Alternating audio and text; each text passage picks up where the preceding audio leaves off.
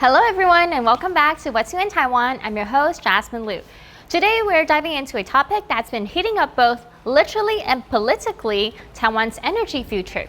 It's one of those conversations that touches nearly everything in our daily lives. How we keep the lights on, power our devices, and keep factories running, and even how we prepare for potential crisis. In recent months, there's been a surge of public discussion around Taiwan's energy security and more specifically, whether it's time to reconsider nuclear power as part of our national strategy.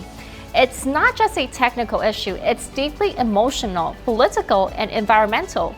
What kind of future do we want? How do we balance safety with sustainability? And how do we prepare for uncertainties in a volatile world? So today we're going to walk you through what's happening, why it matters, and what it could mean for Taiwan's energy future. Let's get started.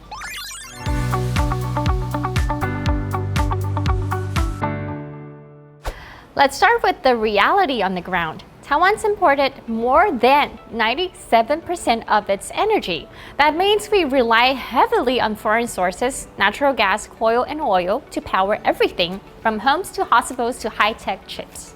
Now imagine a scenario such as a blockade or disruption in global shipping routes, where fuel imports are cut off.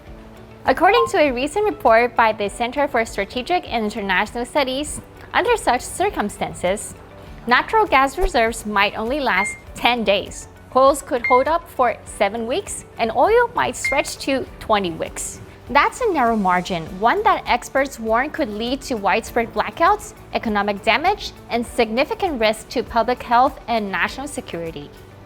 This brings us to a major milestone. On May 17, 2025, Taiwan officially shut down its third and final operating nuclear reactor located in Pingtung County. With that, Taiwan entered what many call the nuclear-free era. Nuclear power's contributions to the national grid fell to 0%. For decades, nuclear was a small but stable part of Taiwan's energy mix, providing reliable electricity without carbon emissions. Now with that gone, Taiwan's reliance on imported fossil fuels has deepened. And while Taiwan has made admirable progress in renewable energy, like solar and offshore wind, the transition is still in motion. We're not quite at the point where green energy can fully cover the baseload. So the big question becomes, how do we secure our energy future while also meeting climate goals and ensuring public safety? This brings us to an upcoming decision that's sparking national debate. In response to rising concerns about energy shortage, the Legislative Yuan recently passed a law allowing Taiwan's nuclear plants to apply for up to 20 years license extensions, but only if they meet rigorous safety standards and environmental requirements. That leads us to an important date, August 23, 2025. On this date, Taiwanese voters will participate in a national referendum that could decide whether the third nuclear plant should be allowed to restart operations, assuming it passes all safety checks. This isn't just a technical policy matter, it's a national crossroads. On one hand, extending the plant's life could offer much needed energy stability and a lower emissions alternative to coal and gas.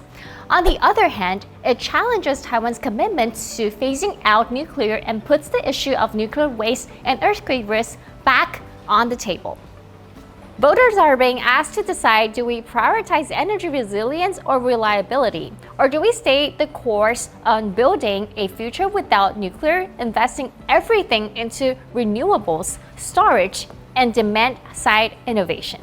It's a complex issue with passionate voices on both sides, and exactly the kind of democratic decisions that shows how engaged and thoughtful Taiwan's people are when it comes to their future. Let's take a step back and look at the bigger picture. In 1980s, nuclear energy provided over 50% of Taiwan's electricity. Today, that number has dropped to less than 4%, and now to zero with the shutdown of the last reactor. The nuclear phase-out has been a decades-long journey shaped by environmental advocacy and disaster fears, especially post-Fukushima, and political will. But Taiwan's energy demand is evolving. The growth of AI, data centers, and especially the semiconductor industry, which is the backbone of Taiwan's economy, has caused a surge in electricity needs. Internationally, nuclear energy is also making a comeback in certain countries.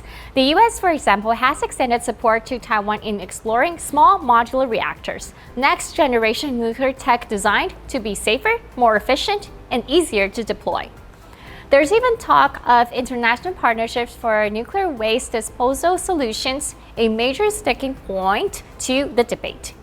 So Taiwan's nuclear conversation isn't happening in a vacuum. It's part of a global trend toward re-examining the energy system in light of climate goals, geopolitical risk, and technological change.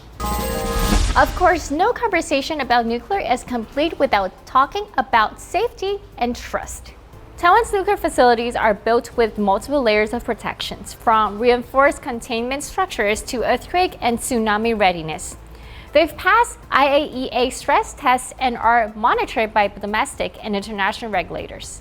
But concerns remain. Groups like Greenpeace Taiwan flag issues with the now defunct fourth nuclear plant, especially its structural integrity and proximity to fault lines. This is why safety assessment must be transparent. Trust isn't just about engineering, it's about community dialogue, access to information, and making sure that the public's voice is heard.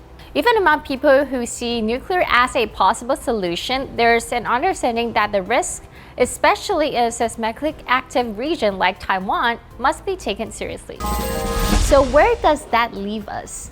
To recap, Taiwan is highly dependent on imported energy, and that puts us in a very vulnerable position.